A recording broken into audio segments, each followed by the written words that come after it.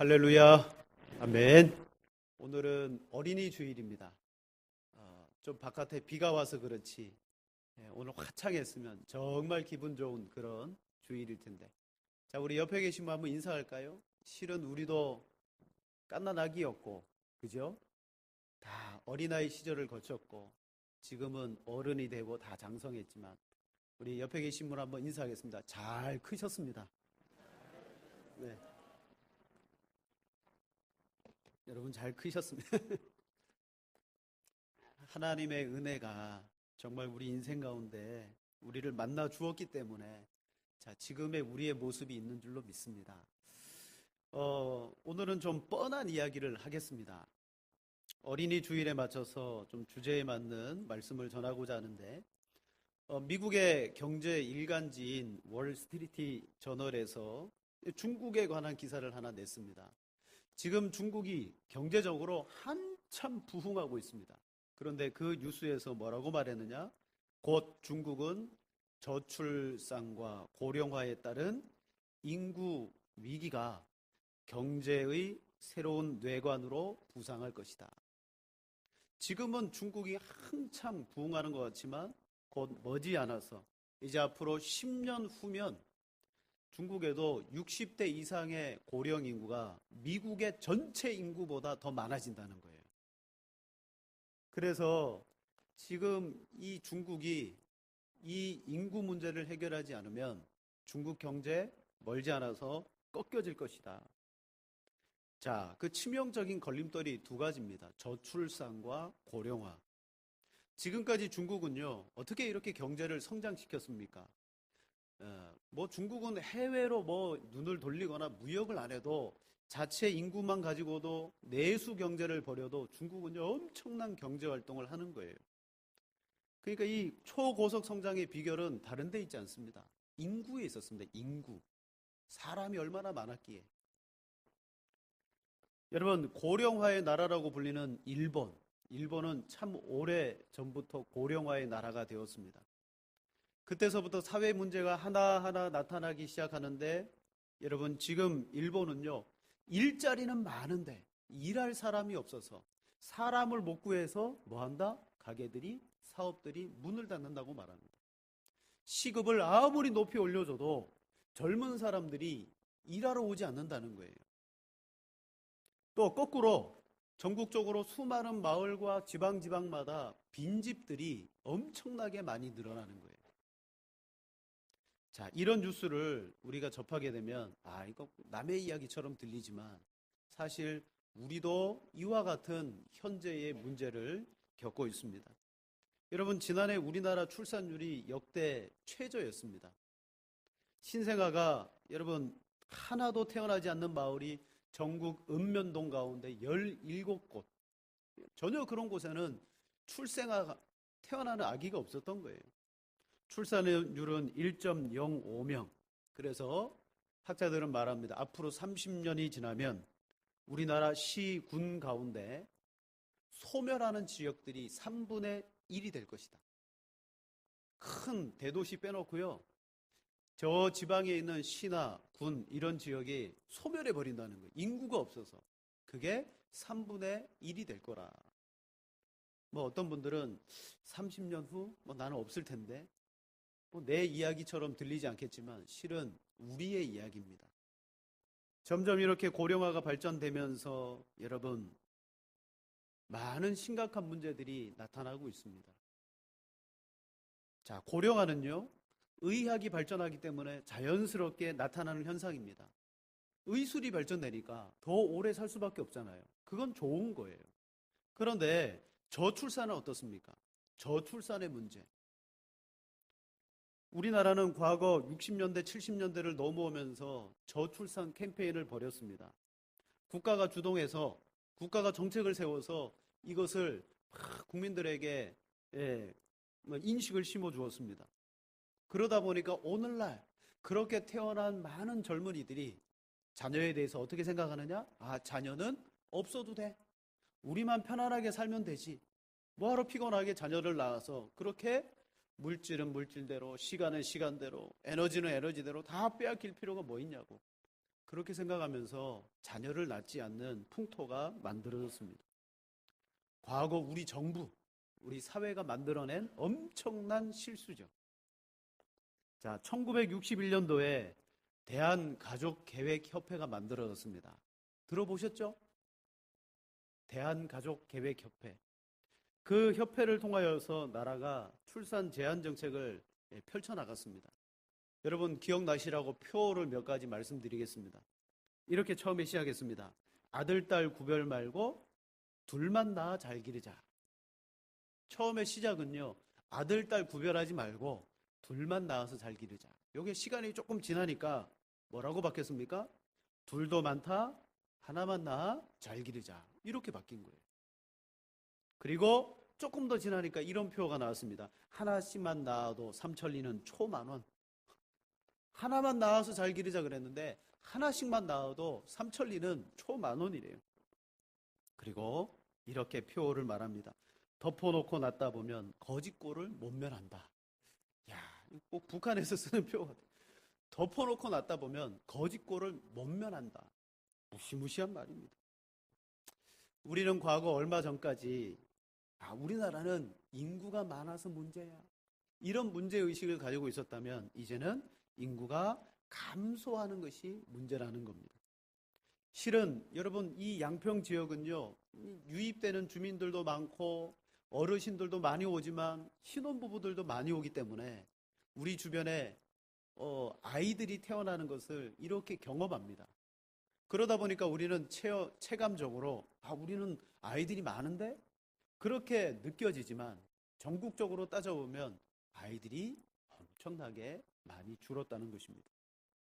여러분 우리나라가 이제 세계적으로 지방 소멸이 문제가 아닙니다. 세계는 한국을 걱정합니다. 한국은 국가 소멸 1위 국가입니다. 앞으로 이렇게 가다 보면요. 한국이라는 나라는 소멸하게 되는데 전 세계 나라 가운데 제일 먼저 소멸할 수 있다. 그 이야기를 하고 있습니다. 그러므로 여러분 국가가 이 일을 주도적으로 지금 아이를 낳읍시다.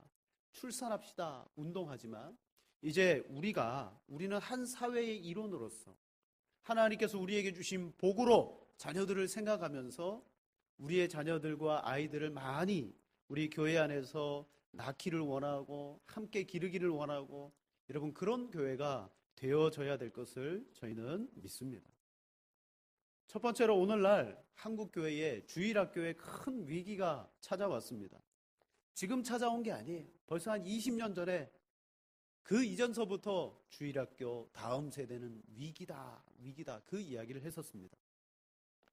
이 저출산이 나라의 문제이기도 하지만 여러분 나라의 문제는요. 그 나라 가운데 살아가는 우리 교회에 당면되어진 문제요. 위기로 그대로 연결되어지더라는 거예요. 이제는 목사님들과 만나면 교회의 형편을 이야기하면요. 어느 교회는 주일학교를 없앴대. 어느 교회를 가보니까 주일학교 아이들이 한 명도 없어. 여러분 이 이야기가 그냥 쉽게 들립니다. 쉽게 들려요. 왜 그렇습니까? 우리나라에 아이들이 태어나지 않으니까 그 아이들이 교회에 올 수 있는 그런 아이들도 없더라는 것이죠. 2015년에 우리 보수 교단인 고신이라는 교단에서 한 10년 동안 이 주일학교의 증가 추세를 연구했는데 10년간 주일학교가 그 교단 안에서 30%가 감소했다고 합니다. 우리 교단도 별반 다르지 않습니다. 우리 교단도 작년인가요? 통계를 조사했는데 그 조사에 응답한 목회자들 28.9%가 우리 교회는 주일학교가 없습니다. 그렇게 말합니다. 그러니까 10곳 중에 한 3곳은 주일학교가 없는 교회입니다. 그래서 물어봤습니다. 왜 주일학교를 운영하지 못합니까? 라고 물었더니 74%가 뭐라고 대답했냐면 아이들이 없어서요. 아이들이 있어야 주일학교를 만들죠. 아이들이 없어서 주일학교를 운영하지 못한다. 또 주일학교를 운영하고 싶어도 능력이 부족하다. 한 14%. 그러니까 핵심은 어디에 있느냐? 핵심은 교회의 아이들이 깃들이지 않는다는 거예요. 여러분 다 어디 갔을까요? 다 어디 갔습니까? 세상으로 세속적인 곳으로, 학업으로, 세상으로 나가고 그 적은 아이들 맞죠. 결국 여러분 이 사회의 출산율의 문제는 다시 돌아 어디로 돌아왔느냐? 교회의 주일학교의 문제로 여러분 들어오고 말았다는 것입니다. 그래서 우리는 교회의 주일학교를 이야기하기 위해서 결국은 뭘 꺼내야 되냐면 바로 이 나라의 우리 지역 사회의 가정들의 출산율에 대해서 이야기할 필요가 있더라는 거죠. 교회는 사회의 한 부분을 차지합니다. 교회는 이 사회에서 동떨어지지 않았습니다. 여러분들이 교회며 여러분들이 이 사회의 구성원들인 거예요. 그러니까 우리 이 사회의 구성원인 우리들이 사회 문제와 이 교회 문제에 대해서 인식을 같이 하면서 어떤 마음을 버려야 되냐면 나 하나쯤이야 라는 마음을 버려야 돼요. 오늘 제가 이야기하고자 하는 그 주제에도 마찬가지지만 다른 이야기도 마찬가지입니다. 사회 속에서 나 하나쯤이야 라는 생각을 버려야 되는 것이죠. 제가 얼마 전에 여러분 블랙박스 보여주는 TV 프로그램이 있습니다.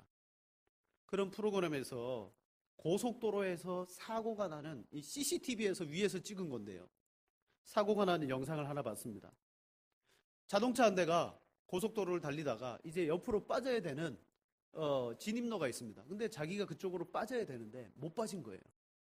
그러니까 이 차가 쭉 가다가 갓길로 서는 것도 아니에요.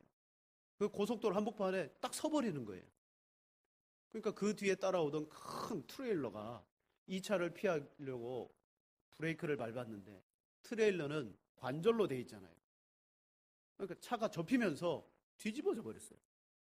그 뒤에 따라오던 큰 트럭도 또 피하려고 브레이크를 밟았는데 그 트럭도 넘어져 버리는 거예요. 그리고 이 차는 유유히 서 있다가 그쪽으로 빠져나가더라고요. 와, 그게 뭐예요? 자기만 생각하는 거예요. 나 하나쯤이야. 여러분, 자기는 그 사고와 전혀 관계가 없고 그냥 나는 내 갈 길 간다 그러고 가는데, 여러분, 오늘 우리가 살아가는 이 사회에 우리들의 모습이 혹시 그렇지 않는가 돌아봐야 됩니다. 사회는 문제라고 아우성치고 교회도 이런 것들이 문제라고 아우성치는데 교회의 미래와 교회의 안위는 나와는 상관이 없어. 여러분, 오늘 우리의 가치관과 사고방식을 바꿔야 될 필요가 있습니다. 왜냐하면 우리는 너무 많이 과거에 그런 사회적인 인식과 운동들에 의해서 자녀에 대해서 아주 부정적인 시각을 갖게 됐습니다. 둘만 낳아 잘 기르자. 둘도 많다. 하나만 낳아 잘 기르자. 여러분, 주로 우리가 이런 캠페인의 표들을 보면서요, 인식이 바뀌기 시작하는 거예요. 또 그 사람들이 말하는 것. 자, 표는 어떤 겁니까? 우리도 길을 가다 보면 표를 상당히 많이 봅니다.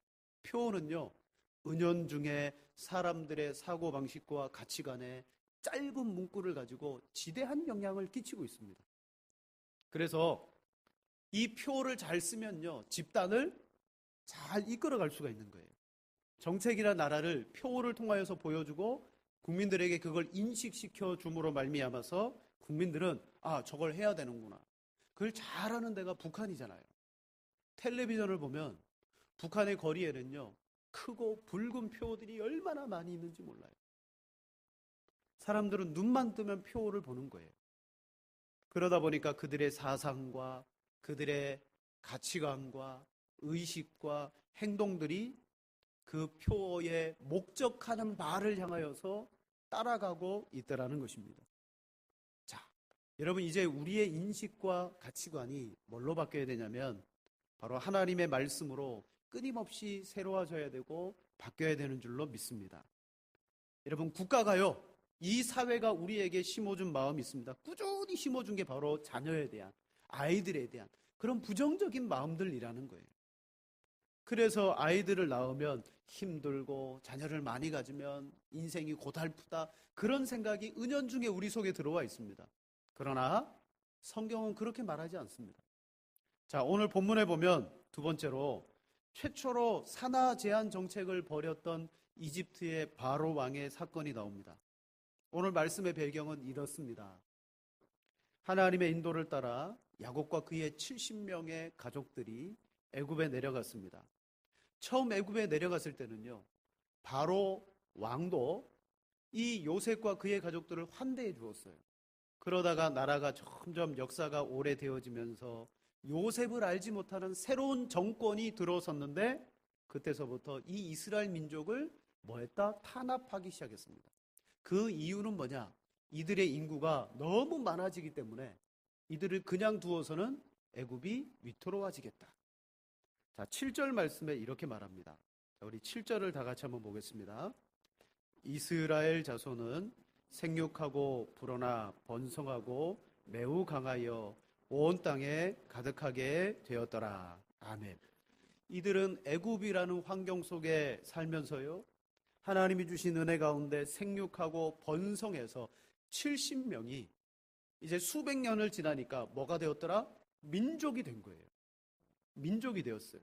이때 성경은 생육하고 번성하였더라라는 표현을 씁니다. 생육과 번성. 여러분, 자손을 낳는 것이 뭐예요? 생육이고 번성입니다. 그럼 생육과 번성이 뜻하는 것은 성경적으로 무엇인가? 그건 바로 하나님이 우리에게 주신 명령이라는 거예요. 생육과 번성은 명령입니다. 창세기 1장 28절에 말합니다. 하나님이 그들에게 복을 주시며 하나님이 그들에게 이르시되 생육하고 번성하여 땅에 충만하라. 땅을 정복하라. 바다의 물고기와 하늘의 새와 땅에 움직이는 모든 생물을 다스리라 하시니라. 하나님께서 아담에게 복을 주면서 뭐라고 말씀하셨느냐? 생육하고 번성해라. 그러므로 이것은 뭡니까? 생육과 번성은 하나님이 주신 복인 줄로 믿습니다. 아닙니까? 하나님이 주신 복이에요. 생육과 번성은요, 복입니다. 그 결과 이스라엘 백성들이 애굽에서 생육하고 불어나 번성해서 매우 강하여졌다 그랬습니다. 어떤 면에서 보면 저 중국이라는 나라는 소수민족들이 많이 모여 있지만 나라 자체로 보면요, 엄청난 능력을 가지고 있는 나라예요. 자, 제가 이제 사역을 하면서 그런 이야기를 들었습니다. 처음 교육 전도사를 마치고 이제 전임으로 되기 위해서 정들었던 땅을 떠나 먼 타 도시로 이사를 하려고 했었어요. 그때 저를 아껴주신 목사님이 식사를 하면서 뭐라고 말하느냐?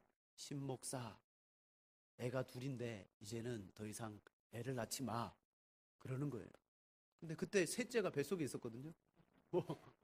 그럼, 어이 목사님, 저 뱃속에 셋째가 있는데요. 그러니까 목사님이 놀라면서, 와, 셋 이상이면 청빙이 안 되는데 교회에 담임 목사로 안 불러준다는 거예요. 애가 셋 이상이면.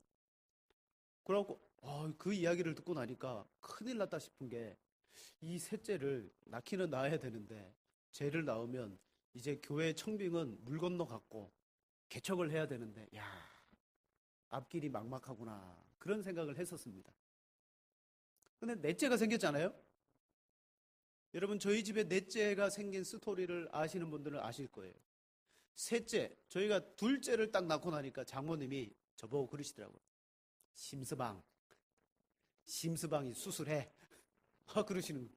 그거 제가 안 했죠. 차일피일 미루고 셋째가 생겼습니다.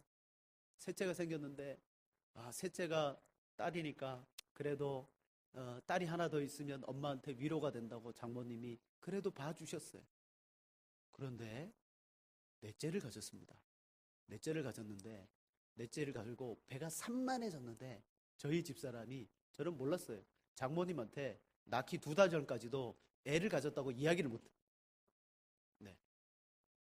그리고 며칠 후면 이제 설날이면 내려가야 되잖아요. 설날인데 내려가서 몸을 보여줘야 되는데 배가 산만해서 애를 가지고 내려가면, 야, 큰일 날 것 같아서 집사람이 전화를 했잖아요. 엄마, 넷째가 생겼어. 엄마가 전화를 딱 끊더라. 친정어머니가. 그 심정 이해가 됩니다. 네. 자녀를 많이 가지면 오늘 이 사회에서 어떻게 살아가려고 그런 이야기를 합니다. 제가 섭섭한 이야기인데요. 넷째를 딱 낳고 나서 있는데 자녀 이야기가 나왔는데 어떤 목사님이 이렇게 말하는 거예요. 저보고 짐승이냐고. 애를 넷을 낳았다니까 저보고 짐승이냐 그러는 거예요. 여러분, 짐승이면 12아들을 낳은 야곱은 동물의 왕입니까? 네? 정말. 자, 자녀에 대해서 얼마나 왜곡된 신앙들을 많이 가진지 몰라요. 성경은 처음부터 생육하고 번성하는 것은 하나님의 복이고 명령이라고 그랬어요. 거기에 충실해서 야곱은 12아들을 가졌고 그 아들들이 애굽에 내려갔을 때 하나님의 은혜 가운데 생육하고 번성했는데 하나님은 그들이 강하여졌다라고 분명히 말합니다. 여러분, 번성하고 생육함으로 말미암아 그 애굽의 바로조차도 두려워할 정도로 강하여졌다고 했습니다. 오늘날 우리는 자녀들을 뭘로 봅니까? 대부분 자녀 한 명 탁 낳아서 대학교까지 기르고 양육하는데 한 4억씩 든다 그래요. 막 물질과 돈의 관점으로 보는 거예요. 저희 집사람이 애들을 데리고 어디 놀러 갔다 오고 그러면 괜히 그 할머니들은 물어보잖아요. 물어봐요. 다 대개 애유? 물어봐. 예, 저희 집 애들입니다. 그럼 꼭 이런 말 해요. 아빠가 돈 많이 벌어야 되겠네? 꼭 애가 많으면 아빠가 돈 많이 벌어야 되겠다라고 그대로 이어집니다. 우리의 인식 속에는 자녀가 많으면 돈도 많이 필요하고 자녀는 곧 돈이라는 인식이 팽배합니다. 그런데 자녀는 하나님의 복이라는 인식이 온데간데 없는 거예요. 정말 하나님의 복임에도 불구하고 자녀를 돈으로 보고 물질의 가치로 보는 거예요. 어쩌면 이 사회가 정책적으로 우리 마음속에 세속이 그렇게 잘못된 의식과 자녀관으로 가득 채워놓은 거예요. 그리고 그렇게 태어난 자녀들이 이 사회에서 아이를 낳으려고 하니까 못 낳겠다는 거죠.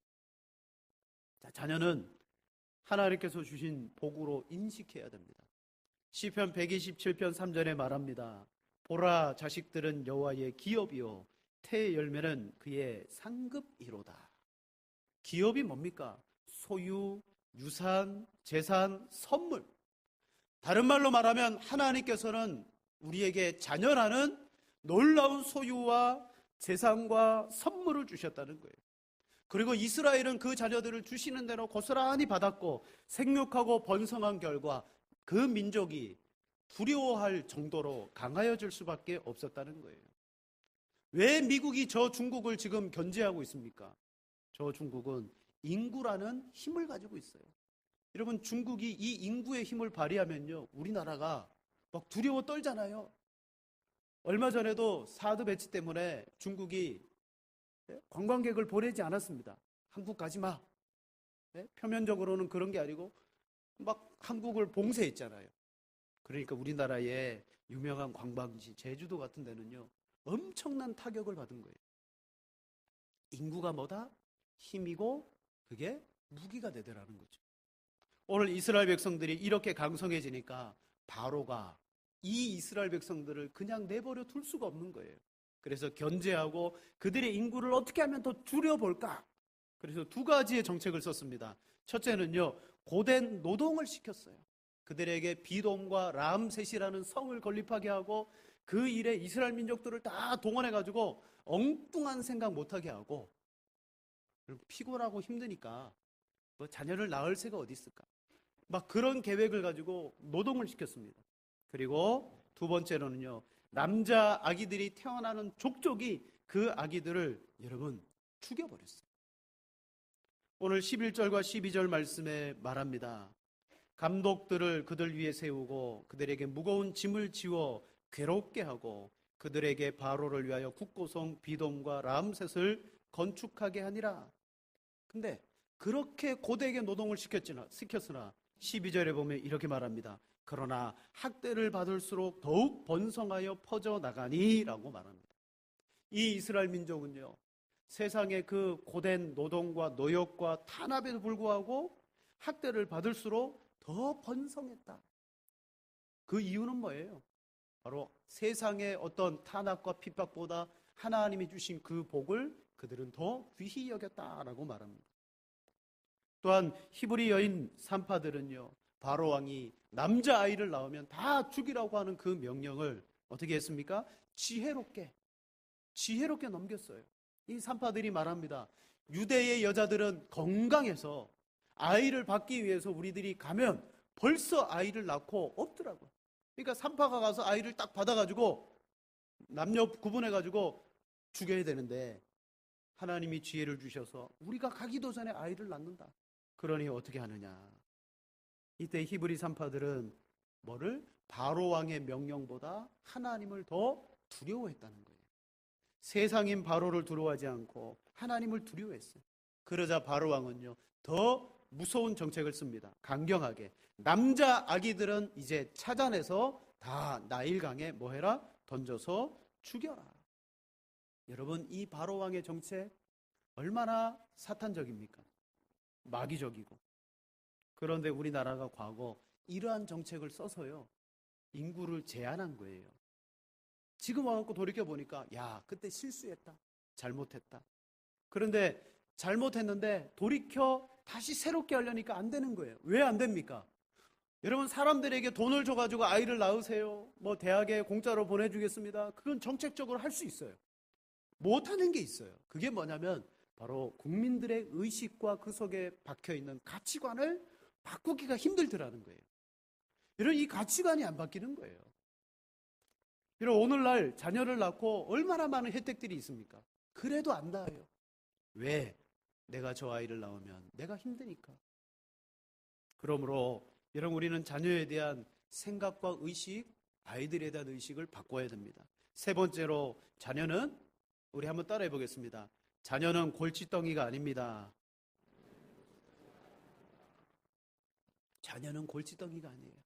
혹시 우리 가운데 지금 초등학교를 지나서 중학교, 고등학교, 대학교 졸업했음에도 불구하고 부모에게 저 골칫덩이, 그런 생각을 품게 하는 자녀가 있다면 그 시각을 버리셔야 됩니다. 지금 자녀들이 그렇게 서 있다 할지라도 결코 골칫덩이가 아니에요. 성경은 분명히 하나님이 내게 주신 기업이라 그랬습니다. 상이라 그랬습니다. 반드시 그 자녀가 하나님을 만나고 바르고 온전한 길 위에 서서 주님 주신 그 길을 갈 때가 있는데, 그때까지 우리에게 맡겨두시고 잘 양육해라. 성경적으로 바르게 생각을 심어주고 양육해라. 우리에게 그 책임을 지어주신 거예요. 그런데 우리는 세상의 기준으로 보는 거예요. 비교를 잘 하잖아요. 누구는 취직도 했고, 누구는 결혼도 했고, 누구는 공부도 잘하던데, 그런 생각으로 자녀를 보면 100% 골칫덩이입니다. 그러나 성경의 말씀, 하나님의 기업이다, 내게 주신 상급이다. 여러분, 이런 관점을 갖기 위해서 부모가 어떻게 해야 됩니까? 먼저 내가 하나님을 경외하고 은혜를 받아야 되는 거예요. 은혜가 없으면 그런 시각이 열리지 않습니다. 자녀가 많으면 맞습니다, 바람잘 날이 없습니다. 그 많은 자녀들을 키우고 힘들고 어렵고 눈물 날 때 참 많습니다. 그러나 우리는 그때마다 하나님의 약속의 말씀을 기억해야 돼요. 시편 127편 4절 5절에 이렇게 말합니다. 우리 한번 같이 읽겠습니다. 젊은 자의 자식은 장사의 수중의 화살 같으니 이것이 그의 화살통에 가득한 자는 복되도다. 여기서 시인은 자녀를 누구라고 비유했느냐? 장사의 수중에 화살통에 있는 가득 찬 화살이라고 비유했습니다. 전쟁을 나갔는데요, 화살통에 화살이 하나가 딱 꽂혀 있는 거예요. 어떻게 전쟁에서 승리할 수가 있겠습니까? 화살이 가득할 때 그 자녀로 말미암아 인생의 전쟁에서 승리가 주어지는 것이죠. 시편 128편 3절에 말합니다. 내 상에 둘린 자식들은 어린 감람나무 같으리로다. 내 상에 둘린 자식들은 어린 감람나무. 이게 올리브 나무인데요, 올리브 나무는 복과 번영을 상징하는 나무입니다. 이 올리브 나무에서 나오는 기름을 가지고 뭐 하느냐? 왕과 선지자들을 세울 때, 기름 부을 때 이 기름을 가지고 붓는 거예요. 다시 말하면 이 자녀들이 나중에 자라나서 어떤 복된 일을 하는 사람이 될지 모른다는 거예요. 왕에게 기름 붓는 기름이 될 수 있고, 선지자에게 기름을 붓는 기름이 될 수가 있다는 것이죠. 사랑하는 여러분, 그러므로 우리는 어떻게 해야 되느냐? 할 수만 있으면 자녀를 많이 가지셔야 돼요. 특히 우리 젊은 부부들, 어떻게 하면 내가 자녀를 안 낳고 편안하게 살까를 생각하면 안 되고, 하나님이 내게 주신 그 복을 어떻게 하면 내가 더 많이 가질 수 있을까? 자녀를 낳고 키우고 그리고 자녀를 세워나가는 걱정과 염려는 하나님께 맡기셔야 되고요. 하나님이 주신 상급이니까 하나님이 책임져 주실 것이다. 그런 믿음을 가지고 축복하고 복음을 전하고 어려서부터 행할 길을 잘 가르치면 그 자녀는 반드시 그 부모가 원수와 함께 핍박을 당하고 원수에 의해 대면하여 다툴 때 시편 127편 마지막 절 말씀은 자녀가 나타나서 그 부모를 그 원수에게서 구원한다, 도와준다, 그렇게 할 것이라고 분명히 말합니다. 혹시 이제 자녀를 다 낳고 소망이 없으신 성도님들, 나는 이제 자녀를 못 낳는데 어떻게 할까? 한 가지 기회가 있습니다. 뭐냐? 아브라함과 사라와 같은 소망을 품으십시오. 네. 아브라함과 사라와 같은 소망. 그게 품기 어려우시다면 어떻게 해야 되느냐? 우리 교회에 있는 자녀들을 품으시면 됩니다. 우리 교회 안에 있는 자녀들. 여러분, 우리 교회에 뛰놀고 떠들고 땡깡 부리고 그렇게 하는 아이들 참 찾아보면 많습니다. 그렇게 스쳐 지나가는 아이들을 어떻게 품을 수 있습니까? 자, 우리 말씀을 한 절 볼까요? 마태복음 18장 5절에서 7절입니다. 다 같이 읽겠습니다. 또 누구든지 내 이름으로 이런 어린아이 하나를 영접하면 곧 나를 영접함이니 누구든지 나를 믿는 중에서 하나를 실족하게 하면 차라리 연자 맷돌이 그 목에 달려서 깊은 바다에 빠뜨려지는 것이 나으니라. 실족해 하는 사람에게는 실족하게 하는 일이 없을 수는 없으나 실족하게 하는 그 사람에게는 화가 있도다. 아멘. 여러분, 믿음으로 오늘 우리 교회 안에 있는 아이들과 자녀들을 축복하고 그리고 그 아이들을 예뻐해 주시면 돼요. 여러분, 아이들은요, 누군가 자기를 예뻐해 주면 그 사람 곁에 괜히 와가지고 비빕니다. 이뻐해 주면. 나와 전혀 상관없는 분이 어느 날 주머니에서 사탕을 하나 딱 꺼내서 이거 너 먹어라 라고 주면요, 그 아이는 그 사탕과 함께 그 어른에 대한 아주 좋은 인식을 갖게 됩니다.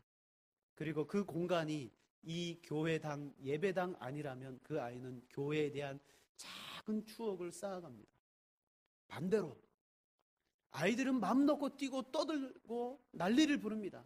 그런데 그 아이를 다 잡아놓고 너 일로 와, 이 자식, 그 앞에 세워놓고 모든 어른들과 아이들이 보는 앞에서 면박을 주면요, 그 아이는 그날부터 그 어른을 미워하고 멀리할 뿐만 아니라 예배당 안에서 그런 일을 겪었다 그러면 교회에 대한 인식도 안 좋아지는 거예요.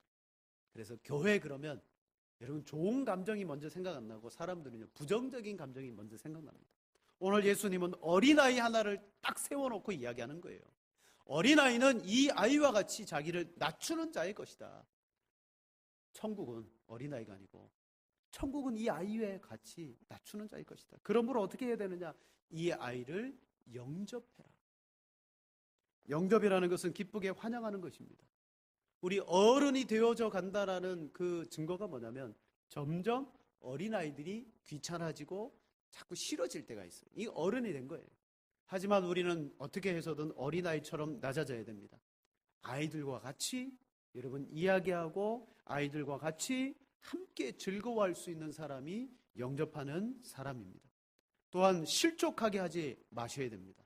제가 아까도 말했습니다. 면박 주지 말라고. 아이를 실족하게 하는 것은요 너무 쉽습니다. 그 대표적인 실족이 뭐냐? 아이들에게 뭔가 약속하고 그걸 꼭 해야 돼요. 약속한 것을 어른이 지키지 않으면 그 아이들은요 실족하게 돼요. 특히 우리 부모님들, 내 자녀라고 아이를 노엽게 할 수 있습니다. 부모 마음대로 실족하게 하는 겁니다. 그리고 세 번째로 우리는 아이들을 업신여기면 안 됩니다. 어리다고, 잘 모른다고 업신여기면 안 돼요. 영접해야 되고 실족하지 말게 해야 되고 업신여기지 말게 해야 돼요. 우린 누구의 마음처럼 오늘 본문에 등장하고 있는 히브리 산파들의 그 마음과 하나님에 대한 태도를 가지고 사시면 돼요. 자, 바로 왕은 세상입니다. 거부할 수 없는 명령입니다. 혹시 그 명령을 거부하면 죽을 수도 있습니다. 그럼에도 불구하고 17절 말씀해 보면 이렇게 말합니다. 산파들이 하나님을 두려워하여 애굽 왕의 명령을 어겼다라고 말합니다. 세상의 명령보다 하나님을 두려워했다. 또 20절 말씀에 이렇게 말해요. 자, 20절, 21절 우리 마지막으로 두 절 같이 한번 읽겠습니다. 하나님이 그 산파들에게 은혜를 베푸시니 그 백성은 번성하고 매우 강하시니라. 그 산파들은 하나님을 경외함으로 하나님이 그들의 집안을 흥왕하게 하신지라. 아멘. 산파들은 다른 것 없었습니다. 하나님을 경외했습니다.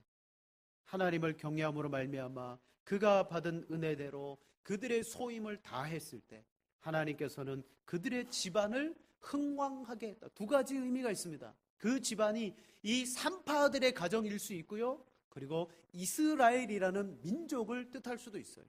아무튼 그들을 통하여서 그 집안들이 흥왕하게 되었다. 그들은 바로의 명령보다 하나님의 명령을 더 두려워하였다. 말씀을 마치겠습니다. 여러분, 텔레비전을 봤더니 언젠가 한 마을에서 잔치가 벌어졌습니다. 그래서 방송 기자가 무슨 잔치냐고 물어봤더니 우리 마을에서 아이가 20년 만에 태어났다고. 20년 만에 우리 아이가 태어났다고. 여러분, 그런 일이 곧 우리 주변에 벌어지게 된다는 거예요. 그런 사건들이 곧 교회에 벌어지게 될 것입니다. 어떤 교회는 20년 만에 우리 주일학교 학생이 하나 등록했다고, 태어났다고. 그게 기뻐서 교회가 잔치를 벌이고 기뻐할 정도의 세상이 되면 안 되잖아요. 오늘 우리 교회 안에 우리 아이들, 여러분, 유리창 깨도 좋습니다. 뭐 새로 갈아 넣으면 되지요. 마지막으로 저희 아이가 참 장남인 아이가 성격이 너무 차분하고 그리고 좋아서 괜찮은 줄 알았어요. 저희 아이도 엄청나게 말썽을 피우더라고요. 운전석에 자동차 주인이 타고 있는데 학원 가는 길에 왜 나무꼬챙이를 가지고 열쇠 구멍에다가 좀 운전기사가 있는지 없는지 보고 하지. 그것도 모르고 나무꼬챙이 하나 쭈쏘다가 열쇠 구멍 후비다가 숱한 말썽과 그런 걸 부립니다. 그래도 자녀는 복입니다. 여러분, 자녀를 그렇게 여기시고 이미 부모님이 된 자녀들은 그 우리의 자녀들에게 자녀를 많이 낳아라. 그래서 저희는 이렇게 이야기했습니다. 너희도 나중에 결혼하면 다 넷씩 낳아라. 넷. 다 넷씩 낳아라. 근데 절대 키워주진 못한다. 넷씩 낳아라. 그 이야기했습니다. 여러분, 이미 부모된 여러분, 자녀 많이 낳도록 우리 자녀들에게 이야기 많이 해주시고, 이제 결혼해서 자녀 계획을 세우시는 분들, 주시는 대로 낳겠습니다. 적어도 우리 교회는 아이들의 그 소리가 끊이지 않는 복된 교회가 되기를 주님의 이름으로 축복합니다. 기도하겠습니다. 하나님 아버지, 참 감사합니다. 오늘 이 사회가 또 우리 교회들이 자녀들 낳는 문제 때문에 심각하게 고민하고 또 갈등하고 있습니다. 그러나 우리 사랑하는 성도들은 자녀는 하나님의 복이요, 하나님이 주신 기업임을 알고 참으로 많은 자녀를 낳으며 힘들고 어려워도 믿음으로 그 자녀들을 잘 양육하고 길러내는 성도들 되게 도와주옵소서. 그래서 우리 양평옥교회가 우리 자녀들의 아이들의 울음소리, 기뻐 떠드는 소리, 그리고 아이들이 뛰어노는 소리가 끊이지 않는 아름다운 미래가 있는 교회가 될 수 있도록 복을 내려 주옵소서. 감사를 드리며 구주 예수님의 이름으로 간절히 기도드립니다.